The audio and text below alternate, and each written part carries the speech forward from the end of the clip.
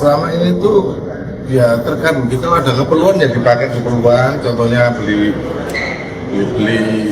aset lah ya. Cuman yang ditudingkan kurang lebih 10 M itu terlalu nggak ada lah segitu pokoknya. Masuk ke Farel sendiri. Ke Farel langsung Dia pegang sendiri. yang kelola Farel langsung Farel kalau keluarga ada keperluan ya mintalah. minta ke Farel. Oh.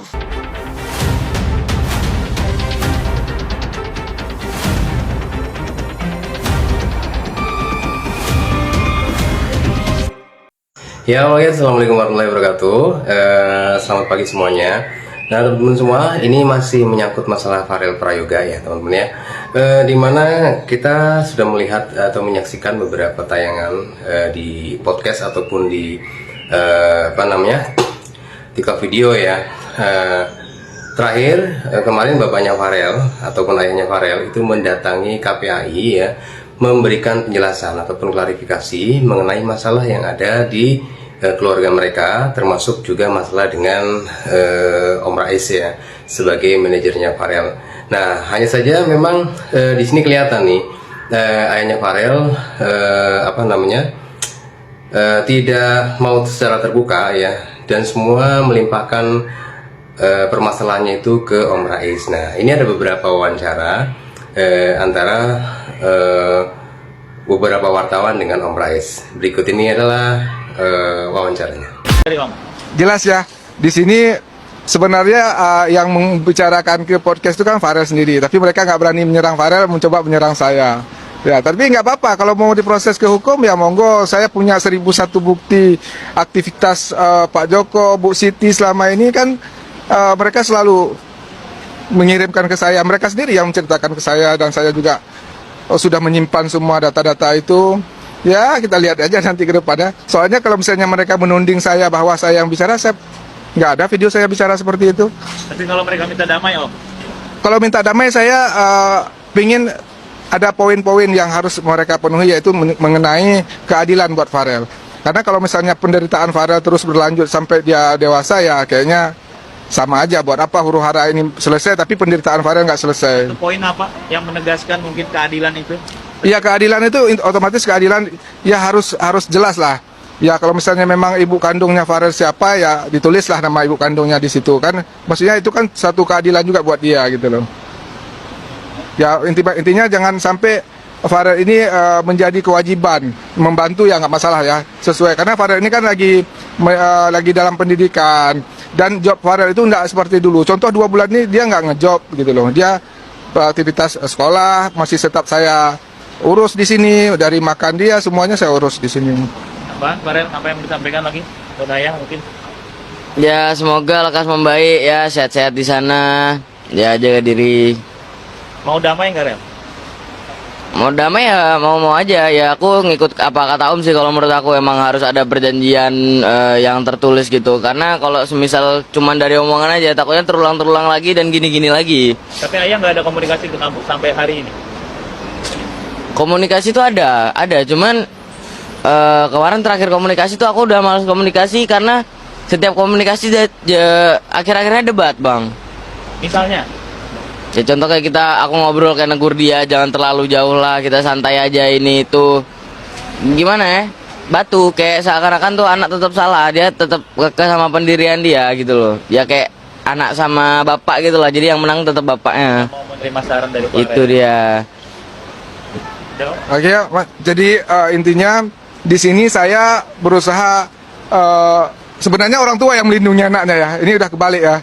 Jadi di sini saya mencari keadilan juga buat Farel, melindungi Farel, istilahnya biarlah dia hidup normal tanpa ada intimidasi, tanpa ada harus bicara uang. Soalnya kan Farel ini bukan Farel yang dulu yang viral banget, yang banyak uang banget. Sekarang dia masih mencoba untuk menyelesaikan pendidikannya. Kita masih di tahap untuk mengembangkan kembali karir Farel gitu. Dengan adanya dia uang, nanti dia masih bisa transfer ke bapaknya. Nah, mungkin gini, kalau misalnya beliau lagi nggak ada kerjaan, mending urus deh sertifikat Farel, yang rumah Farel yang baru dibeli deh. Kan Farel sudah melunaskan ya, tugas mereka kemarin perjanjiannya akan ngurus sertifikat itu aja deh, kalau misalnya lagi nggak ada kegiatan daripada repot-repot kan.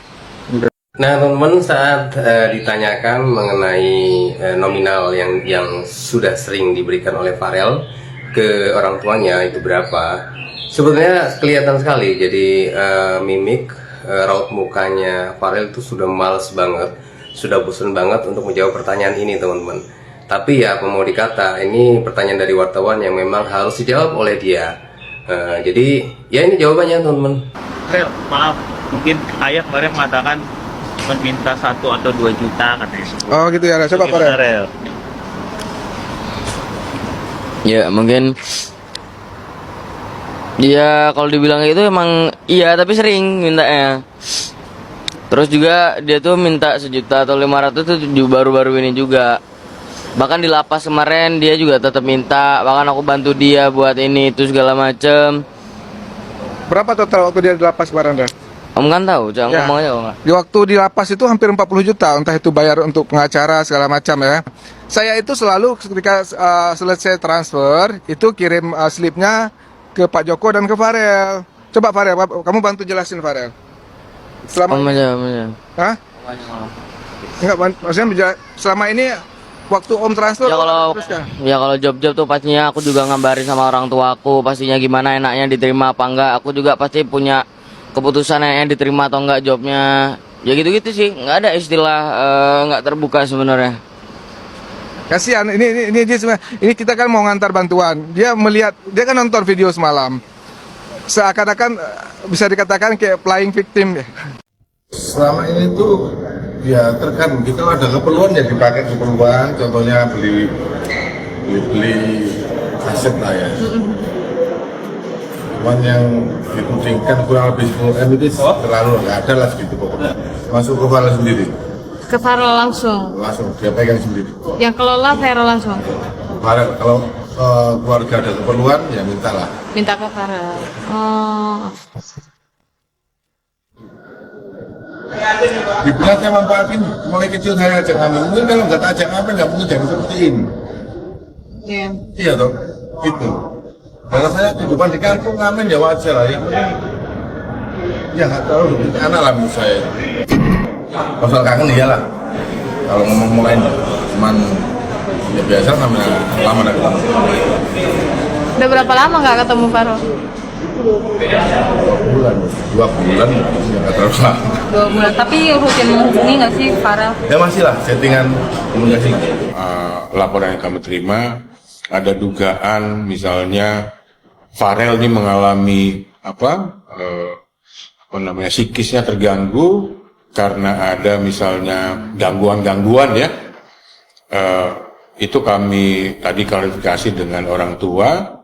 Saya pikir lengkap ya klarifikasi kita dan dijelasin sama orang tuanya Farel. Ya harapan kami berikutnya adalah terjadi mediasi antara Farel dan orang tua. Saya kira ini bukan permasalahan yang sulit ya. Yang penting setiap pihak memahami hak-haknya. Arahnya ke situ. Yang penting mungkin dibuat kesepakatan ya bahwa pihak si anak Farel menginginkan seperti ini, kemudian diikuti oleh keluarganya.